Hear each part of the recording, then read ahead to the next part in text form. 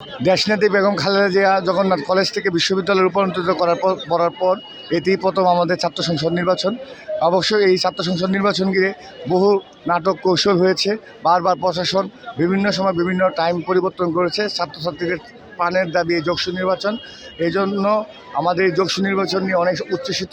ইনশাল্লাহ সবাই স্বতঃস্ফূর্ত অংশগ্রহণমূলক নির্বাচনের মাধ্যমে এবং প্রশাসনের কাছে আমি দাবি জানাই একটা অংশগ্রহণমূলক নির্বাচন হোক এবং এটা যেন সুষ্ঠু হোক এবং কোনো পক্ষই যেন এটা কোনো ধরনের আপনার পক্ষপাতিত্বমূলক আচরণের অভিযোগ না আনতে পারে। ভোটার উপস্থিতি কেমন দেখছে? হ্যাঁ, এখন ভোটার উপস্থিতি অনেক ভালো। পরের দিক দিয়ে আসলে মধ্যে বন্ধ 30 তারিখ নির্বাচন হওয়ার কথা ছিল, কিন্তু প্রশাসন কর্তৃক নির্বাচন স্থগিত করা হয়েছিল।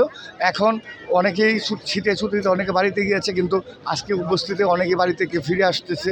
আমরা বাসের ব্যবস্থা করেছি, দেখি ইনশাল্লাহ উপস্থিতি এখনও অনেক এবং বিকাল 3টা পর্যন্ত এই ফ্লো যদি থাকে ইনশাল্লাহ আমাদের ভোটের উপস্থিতি অনেক বাড়বে। কোনো অপ্রীতিকর ঘটনা? হ্যাঁ, এটা হলো আমরা একটু আগে 3 জন জামাত কর্মী পরিচয়ে নির্বাচন কমিশনারের দায়িত্বে আছে বলে 3 জন মহিলা ব্যারিস্টার উকিল হিসেবে পরিচিত হয়ে তারা ভোট দিতে ঢুকে তখন এখানকার দায়িত্বরত তাদেরকে আইডি কার্ড না দেখাতে পারায় পরবর্তীতে পুলিশ তাদেরকে গ্রেপ্তার করে তারা কোতোয়ালি থানায় নিয়ে যায়। তারা নিজেদেরকে জামাতের কর্মী হিসেবে পরিচিত করে এবং প্রথমে বলে তারা নির্বাচনের দায়িত্বে কর্মরত, তারপর তাদের সুনির্দিষ্ট অভিযোগ আনার পরে তারা সুনির্দিষ্ট পরিচয় না দেওয়ার পরবর্তীতে সাধারণ শিক্ষার্থীরা তাদেরকে পুলিশের হাতে ধরে দিয়ে দেয়।